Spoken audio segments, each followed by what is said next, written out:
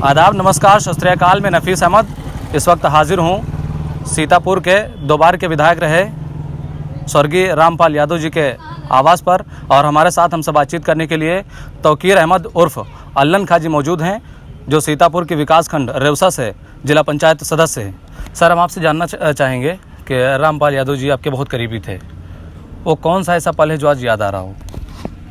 Tauqeer Ahmad Allen, नाम सिर्फ अलग अलग थे जी। जो लोग नहीं जानते थे वो समझते थे कि ये मतलब भाई भाई हैं। जी, और जी। रामपाल यादव हमारे पिता समान भी थे जी बड़े भाई भी की तरह थे, जी और हमने उनको कभी दोस्त नहीं माना। वो हमारा परिचय जब कहीं देते थे जी। तो कहते थे हमारे साथी हैं। जी हमने तो उनको हमेशा बड़ा भाई या पिता तुल्य माना, जी और जब ज़रूरत होती थी वो हमको डांटते भी थे, जब ज़रूरत होती थी समझाते थे। जी सुबह घर से निकलते थे, जी। हमारे पास काम तलाशने की कभी ज़रूरत नहीं पड़ी। सुबह लगभग उनका फ़ोन आ जाता था, वो कहते थे फलां जगह आ जाओ, हम वहाँ चले जाते थे।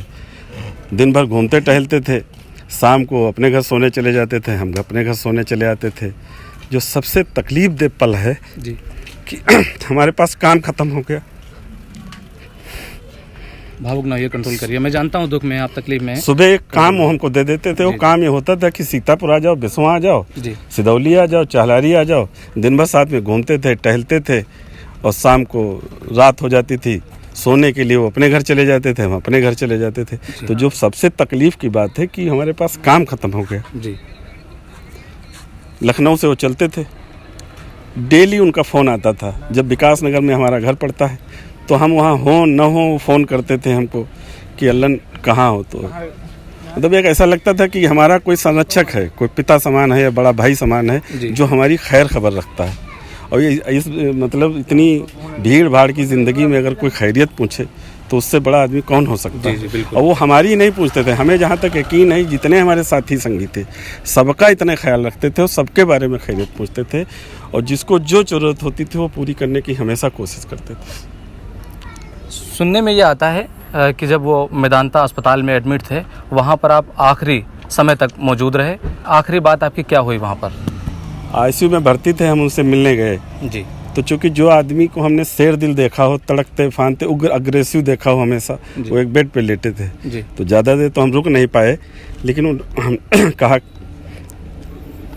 बातचीत हुई, बाकी हाल चाल हुआ, पूछा बाहर कौन कौन है। जी तो हमने बताया फला फला फला फला लोग हैं। जी खुश हो गए एकदम से, कहा कितने लोग? हमने कहा बहुत सारे लोग हैं आपको देखने आते जी हैं। तो कहा मुलाकात क्यों नहीं करते हैं? तो हमने बताया कि हम मना है इनकी तरफ से। जी तो कहा ठीक, कहा परेशान, मतलब हमको आश्वस्त किया। जी हमने कहा विधायक जी, हमने उनसे भी यही सवाल किया कि हमारे पास तो काम ही ख़त्म हो गया। जी जी तो कहा परेशान ना हो, हम बहुत जल्दी ठीक होके आ रहे हैं जी और फिर काम किया जाएगा और लोकसभा का चुनाव लड़ा जाएगा। जी। और प्रभारी हमको अखिलेश जी ने बना ही दिया। आपके तो मुताबिक आखिरी दम तक उनके साथ हिम्मत थी, जी और वो मतलब बीमारी से भी तो 1 महीना लड़े, जी 1 महीना तक लड़ते रहे। और वो मतलब इस तरह का नेता मुख्तार अनीस भाई साहब के बाद न हुआ है, न हमें नहीं लगता है, जो सबको जोड़ के चले। उनकी निगाह में न कोई हिंदू था, न कोई मुसलमान था, वो सिर्फ इंसान था। और न गरीब न उनके जितने कार्यकर्ता थे कोई उनके लेवल के नहीं थे, सब गरीब लोग, मतलब कमज़ोर तबके से आते थे। जी उनके यहाँ शादी हो, ब्याह हो, पूरा इंतजाम करते थे। शादी में न्योता करने तो सभी जाते हैं, वो अपने लोगों के यहाँ 1 दिन पहले पहुँच जाते थे, 2 दिन पहले पहुँच जाते थे। जी बुला के पूरा तबसरा करते थे कि तैयारी हो गई कि नहीं हुई, क्या जी। तरीका, पूरी जानकारी करते थे, फिर इंतजाम कराते थे लोगों की। इस तरह के आदमी कहाँ मिलेंगे आपको ढूंढे? और हमारे पास तो हमने बताया कि हमारा तो काम ही, हम तो सोचते हैं कि कल जब सुबह सो के उठेंगे तो कोई काम है नहीं। वो हमारे लिए काम थे। आ जाओ, आप लोगों ने देखा होगा कि आगे आगे उनकी गाड़ी होती थी, हम उसी में बैठे होते थे, हमारी गाड़ी पीछे पीछे खाली खाली घूमती रहती थी।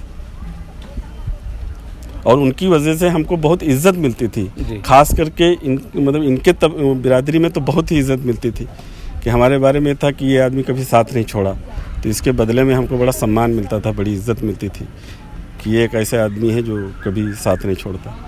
तो जो ये चीज़ दी है इससे, और जहाँ हम जाते थे लोग इस तरह की तारीफ़ हमारी करते थे कि ये एक ऐसा आदमी है जिसने कभी साथ नहीं छोड़ा। तो हमको लगता था कि 1000 नेमत से बढ़कर एक चीज़ें मिली है हमको, वफादारी की मिली। तो ये हमसे बातचीत कर रहे थे सपा योद्धा पूर्व विधायक स्वर्गीय रामपाल यादव जी के बेहद करीबी तौकीर अहमद उर्फ अल्लन खां जी, जिनकी बात आपने साफ तौर से सुनी। जिन्होंने बताया कि मेदांता अस्पताल में जिस वक्त वो भर्ती थे उस वक्त मेरी मुलाकात हुई तो मुझसे मालूम किया कि बाहर कौन कौन से लोग मौजूद हैं, जिन्हें मैंने बताया वो बेड पर तो ज़रूर पड़े थे लेकिन उन्हें बाहर जो लोग मौजूद थे उनकी चिंता थी, और उन्होंने हमको और जो बाहर लोग थे उनको सभी को आश्वस्त किया और बताया कि आप लोग संतुष्ट रहिए, ठीक रहिए, मैं जल्द ही स्वस्थ होकर के आप लोगों के बीच में आऊँगा। लेकिन ये तो ईश्वर की देन है, समय पूरा हो गया और उनका निधन हो गया। जानकारी के लिए मैं आपको बताना चाहता हूँ कि आज उनके परिवार के बीच में उत्तर प्रदेश के पूर्व मुख्यमंत्री, सपा के राष्ट्रीय अध्यक्ष अखिलेश यादव आए और उनके दुखों को बांटने का काम किया और उन्हें पुष्पांजलि अर्पित की, उन्हें श्रद्धांजलि दी। आपका हमसे बातचीत करने के लिए बहुत बहुत शुक्रिया। कैमरा पर्सन शिबू 7 के साथ मैं Nafees Ahmad, team news 9 live TV, Sitapur.